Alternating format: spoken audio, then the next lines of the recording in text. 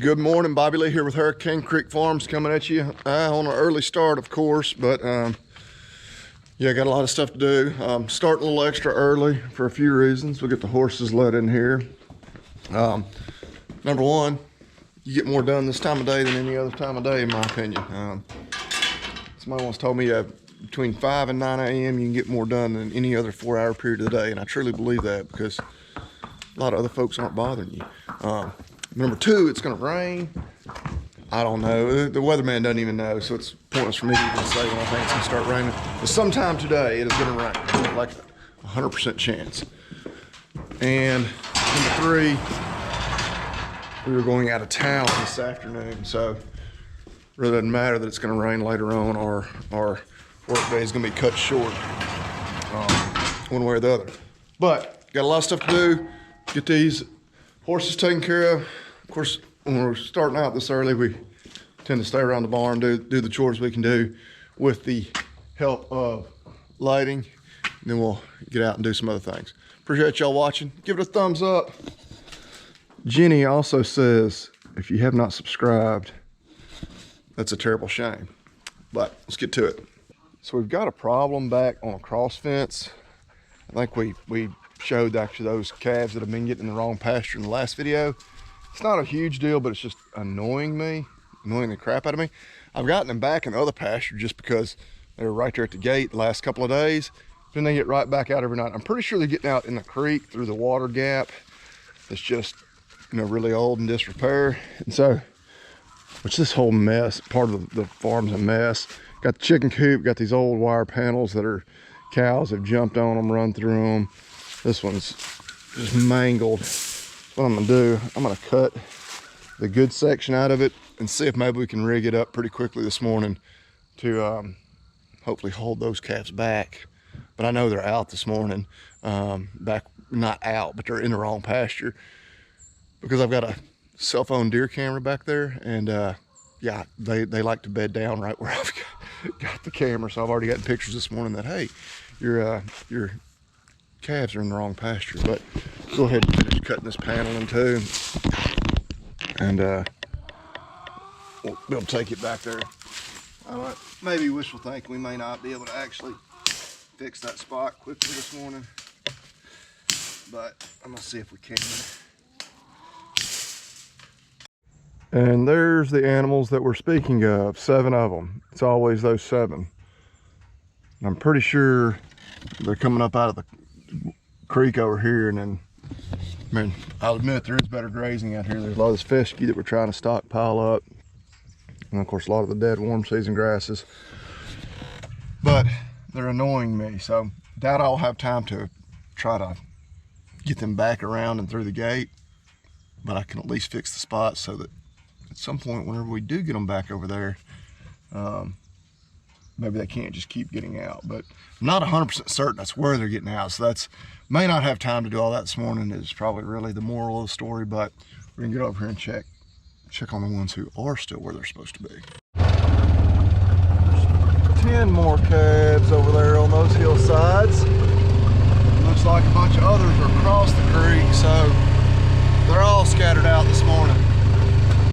So my first suspicion for what they're doing, of course, right down here in Hurricane Creek, she's not really raging right now, we're in a drought, but most of the time it doesn't have an extremely high water flow because it's all controlled by the lake that's immediately south of us. But yeah, of course they get down in here in the creek, that's how they water. They cross the creek, you know, to go between the pastures. But obviously a lot of foot traffic down here. I don't know, I may be wrong, but I think this is what they're doing, because this water gap, obviously, I mean, not in great shape. It has been here a long time. I got to thinking, I'm 99.9% certain that my great uncle, when he was still living and owned this place, would have been the one that built it.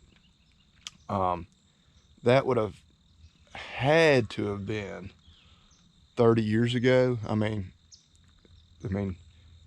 25, 30, probably, I'm gonna say at least 30 years ago, but I mean, it may be more like 40 years ago. So Of course, got the cable. That tree has fallen at some point. It has done a really pretty good job of keeping cows back and forth, because again, this is the neighbor's place that we're renting now. This is our place. Up until about 10.5 months ago, there were well, the gentleman that was renting the neighbor's place had cows over here, and this wasn't a place where his cows would get out onto my place or vice versa. But they're clearly getting into here because they're going up this bank, because they can't go around that way. So I don't know. I'm thinking that's what they're doing. Somebody's coming through here, and so it's got to be that crew. So it's going to be a super temporary fix. That cable, I mean, he did it right. He's got it anchored up here to a, yeah, to that square post. Very well done. I'm not sure where it's anchored on the other side of the creek, but whatever it is or was anchored to, when that tree fell, it kind of ruined it. But I'm gonna show you what we're gonna do here. Make it see a little better what we're dealing with here. Yeah, so this cable was suspended across the creek, and it still is to some extent. And then hanging from it had that pipe through which we have all these barrels with these rings that were welded on it that would hang down. And so that way, of course, when the creek would really get up, barrels would float up, lift the whole thing. With high water, water goes back down, they're back down, blocking animals from being able to cross. A lot has changed since this was originally built. Primarily just, you know, natural issues that have torn it up. I think what I'm gonna do is just suspend this panel over here. I don't know how long it's gonna last. I think it will be able to keep them from just walking out. But I don't know. I could probably show you better than I can try to describe it.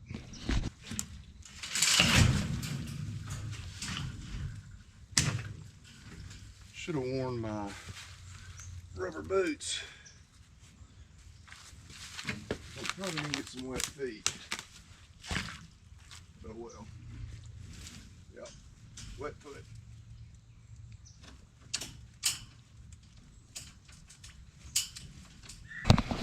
That's very much an improvised solution. I do not love it. I'm gonna admit. Use some of these that I had just laying around to snap it on there. Yeah, I don't know. They cannot walk out right there anymore. Now they could, if they were really determined, they could nose their way around that in between the bank and whatnot, but I don't know. One thing that has changed probably since, again, I don't know exactly when he would have built this, but the lake that is immediately south of us that controls all the water in the creek now, we don't get just pretty much all the runoff that gets in the creek at this point has to come out of the lake. I mean, very, very little. I mean, the levee is not even 1/4 of a mile that way. So we don't get just huge flood waters where the creek goes way up right here. I know before that lake was there, we did, because again, when I talk about my uncle who owned this place, that was my great uncle. Then when I listen to my other uncles or my dad talk about, you know, one of his complaints, this place before that lake was there, they'd get a flood rain, this creek would get out every time, get out of the banks, tear up fences. And so the lake actually really helped just the flood control in this creek by catching all that rainwater, and then they slowly let it out. But Sadie is on the warpath this morning. What are you after, girl? So my point is there, and again, I don't know if he had built this before or after the lake over there was built, because it was built about 35 years ago. I barely remember it when I was a little kid when they were building it. So yeah, the point is, I don't know that we need a water gap of the same type as we would have pre-lake, because we don't have to worry about the water just getting way up, you know, potentially even out of the banks and then receding way back down. We just don't have quite as wild of water level swings anymore. I think I've seen this creek get out one time in the pretty much 12 years since we've owned this place. And that was right after we bought it. I can't remember if it was 10 or 11 when we got like a foot of rain over like a less than 24-hour period. But that's a pretty quick fix. Don't know how permanent it is, and we really won't know until we get those heifers back in this pasture and just let them test it out. So in the group of animals that are still behaving and staying where they should, they've been gathered right here at the gate. They want in here pretty bad. They can see that it looks like we've got some maybe a little better grazing out here. I want to hold them out for just a few more days. Like I'd mentioned, we're going just an overnight trip out of town tonight, but I've got a longer trip coming up out of town. And just in terms of making it a little easier for my wife when I'm gone, I probably will let them into here. I just don't want to yet. So we need to count, make sure everybody's here. You may not be able to completely appreciate it, but those other 7, maybe you can see them right up there. They're coming, well, they came across the bridge, which is what I knew they had been doing, 'cause that's their only way to get over into here, unless they're finding another hole.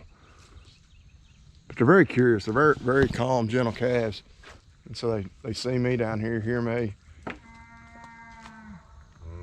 And that's how I've gotten them back into this pasture the last few days. They just walk down here and come to the gate.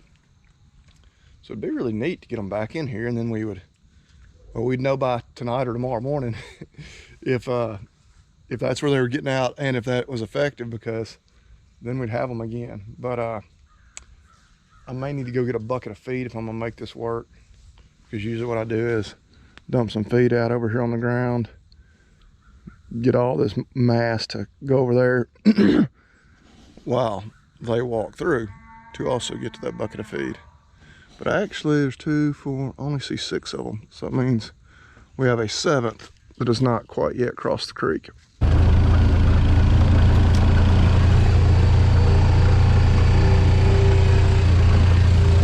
Say this group is super gentle, super tame.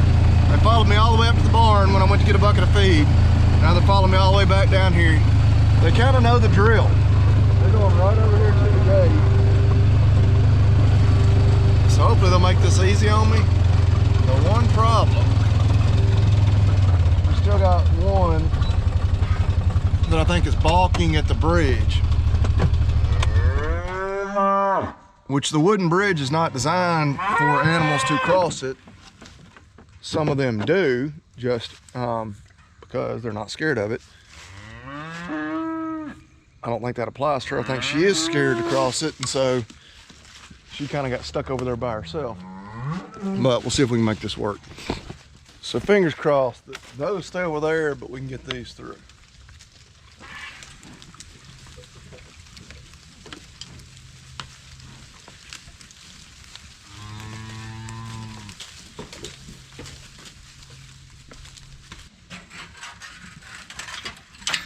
Just got that one other one.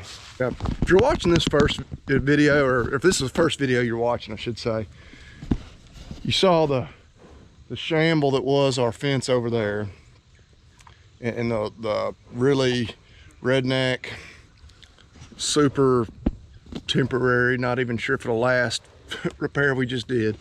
And then you see these 2 gates, you're thinking, my God, what kind of operation is this? Well, yeah, I guess that is what kind of operation we are. But no, this is just a very quick gate, again, passing through from our place to the neighbor's place that we're now renting.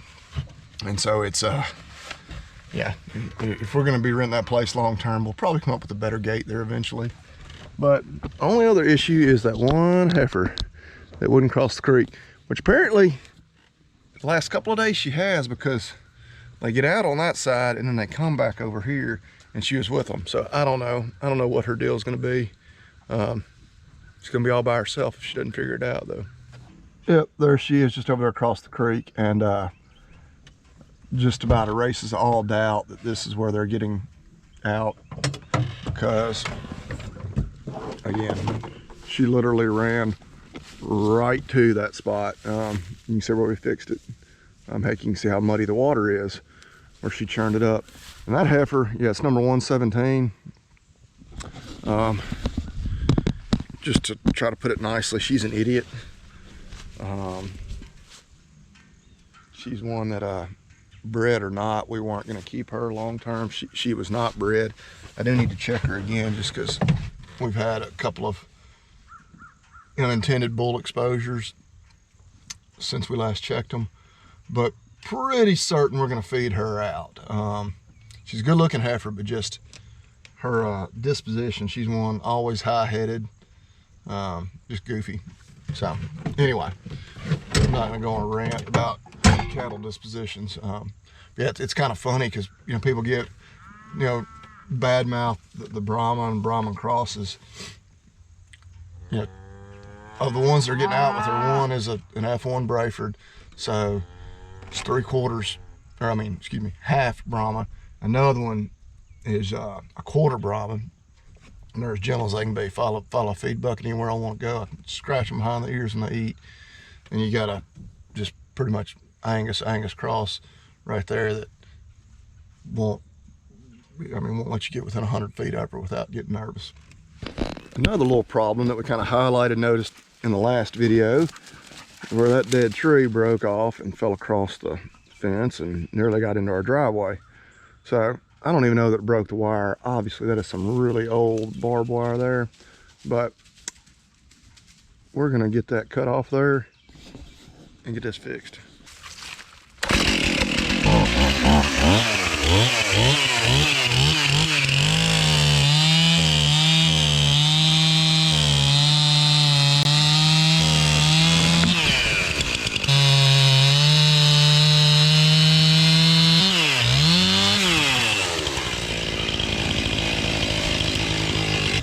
So we got it cut off there. See, this old fence post been here a while. I don't know, we're just gonna get them wires picked up. Probably ought to, heck, really we needed to run new wires down this whole segment of fence, but of course it's right here along our driveway. Highly visible spot, so if there's ever a problem here, we know it. It's one reason I'm probably a little more lax about it than maybe I would be if this was fence that looked like this back on the back side of the property or something like that. You know, I'd said when I was down there in the creek that that's gonna be a wet foot. I will have to give the old Anderson beans more credit than that. That made in USA quality. My sock, my foot is dry, which this is like a made in the USA moment. Got my made in the USA Anderson bean boots, my darn tough made in the USA, made in Vermont socks on, and that team was up to the challenge, even though I don't think either of them are made for being completely submerged in a creek. But anyway, it's a little side note, but for those of you that, so I get my boot back on, listen to the Talk Dirt to Me podcast, and if you listen to podcasts and hadn't checked it out yet, then I don't know what you're doing. But when we talk on there, we always highlight a made in America company at the end of every episode, because something that's important to both Logan and I. But you got darn tough Vermont, awesome socks, Anderson bean boots. Can't beat it, American quality. Two companies we have highlighted in that segment in the past. Another reason we wanted to get done early this morning is my brother needs to borrow the side-by-side so he can use the seeder to plant some ryegrass of his own, just like we did a couple of videos ago. And of course, he wanted to get an early start because it's going to rain. He said he'd be here at 8. It's 8:03, so he's normally punctual. But we'll have to give him a hard time for that. But we got her hooked up. Just got to get it wires hooked, and then make sure everything's working. All right, got the wiring hooked up. Does she work? She works. So yeah, I don't know where he is. Got to do a couple more things, then we got to head to the other farm. Well, good morning, ladies. All right, looks like they're kind of coming up from all different directions. Beautiful day here before it starts to rain sometime later on, but starting to warm up. But anyway, we'll get them fed and counted, So 26 head right here. There comes at least one more. Calm down. See where everybody else is. Actually, I'm gonna drive off down the hill. Anyway, we'll go down there and see how that grass and all that mix we planted down there is looking, since it's had a couple of rains on it now. Only saw 2 more cows, so we're not doing great in terms of accounting for all them. But this is looking better. You can appreciate a nice kind of green hue starting to pop up out here. And oh yeah, look there, some more brassicas and some wheat and some fescue and orchard grass, some clovers. So yeah, we are looking pretty good here. I'm happy with that. Some of it looking better than others. I guess there's some oats in here as well, but yeah, it's starting to come on up. Some of these spots where the ground obviously just looked a little harder, maybe not quite as thick as some of these others, but yeah, I'm pretty happy with that. So there should be some peas out here in spots as well. But yeah, looks like that little project is going to pay off. Still hadn't got enough rain since we did this, or since we had it done, to really go test the water drainage, but it'll happen soon enough. So all right, now back to seeing if we can locate all the animals. Bulls over there, I guess, enjoying the shade now that it's warmed up, which now that it has finally warmed up, something I had to wait till it warm up so I could get my jacket off, but something I want to show y'all. Check this out. Got the Hurricane Creek Farms on the pocket there. Here, I might have to prop up the camera so you can see the back, but check that out. Need to give a big shout out to Tristan, and maybe more specifically his wife, who made this shirt just awesome. I've never had anybody do anything like that, but yeah, good looking shirt. Yeah, appreciate them, their viewers. That was very nice. This will definitely get plenty of use, and if I'm gonna have a t-shirt, I love nothing more than having a pocket on it. But got the dogs out, walk back down here to the barn, gotta turn the horses out, do a couple other things. It's like I mentioned earlier, we're about to have to head out of town to a wedding, just for the night. We'll be back, I hope by like lunchtime tomorrow, but all you married guys know out there know that those plans really aren't up to me. It'll be whatever my wife tells me we're going to do, and I'll just have to be happy with it. But anyway, probably gonna just about wrap this one up. Got another bigger trip coming up out of town. Trying to get some loose ends tied up for that. You know, on our hunting trip. Kind of planning on doing some filming while we're there. You know, with the GoPro, I'm not under any illusion that we'll be able to like really film a lot of the up close and whatnot, but should be a fun trip. Good group of guys going. Obviously in a part of the country we don't go to really ever, except on trips like this. So excited about the possibility of getting some good content to put together a good video for that. So anyway, point is, please come back, keep watching, give this video a thumbs up if you haven't, and yeah, just like the shirt says, eat beef and God bless.